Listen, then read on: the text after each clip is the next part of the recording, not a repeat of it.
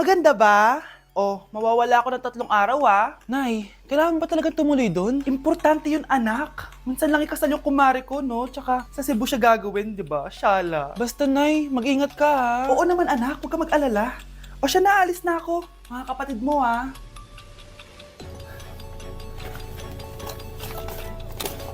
Saan yung wallet ko? Ay, kuya. Balik tayo sa bahay. Nakalimutan ko yung wallet ko. Ano ba yan? Maliliit na ako. Saan na ba yan? Ito. Ano ba yan? Oras na. Mabuhay, ma'am. Welcome to Air Philippines. How can I help you? Ay. Miss. Dito po ba yung flight VD415? Yes po, ma'am. Check ko lang po. As per dito, ma'am, nakaalis na po yung aeroplano. Ha? Hindi ako pwede malit sa kasal na kumare ko. Kailangan ko umabol. Ma'am, kailangan niyo po ulit mag-rebook So, ang next available flight is bukas pa po, ma'am. Ano ba yan? Gawin mo ng paraan. Diyos ko, sayang lang pera ko. Wala palang kwenta tong airlines niyo eh. Uwi na nga lang ako. Sorry, ma'am. Oh, Nay, nandito ka na agad? Akala ko ba 3 araw ka mawawala? Di ayun, naiwan ako ng aeroplano. Alam mo, parang pinipigilan talaga ako ng universe makaalis eh. Nay, buksan mo yung TV. Ha? Bakit? Breaking news! Nandito tayo ngayon sa site kung saan nag-crash ang flight VD415.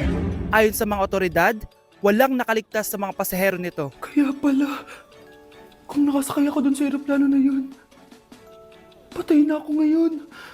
Mga anak, aalis lang ako Maglinis kayo dyan. Bye, Nay! At dahil wala na si Nanay, ako ang bago niyong boss. Kaya sundin yung mga inuutos ko, ha? O Kyle, ikaw na magugas ng mga plato doon, ha? Wow, lakas magutos, ha? Aba, nagrereklamo ka ba? Brianna, walisin mo yung mga kalat dito. Pwede ikaw naman. Walisin ko mukha mo eh. Ano sabi mo, babae ka? Hoy, ikaw, Miguel.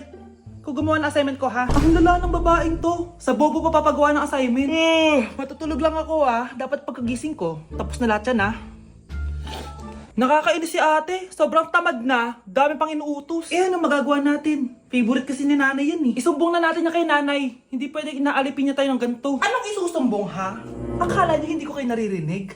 Magtrabaho kayo doon! Tama na ate! Sawang-sawa na kami. Puro kautos. Malinaw naman sa inyo, di ba? Na pag wala si nanay, ako ang boss. Sinong boss? Ha? Wala nay. Actually, kakatapos ko lang maglinis ng bahay, Lu, sinungaling. Scarlett, huwag mo na ako lokohin.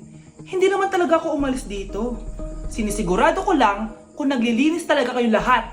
At tama nga yung sinasabi ng mga kapatid mo, na para kang boss umasta dito sa bahay. Nay. Mga anak, kayo na bahala sa ate nyo.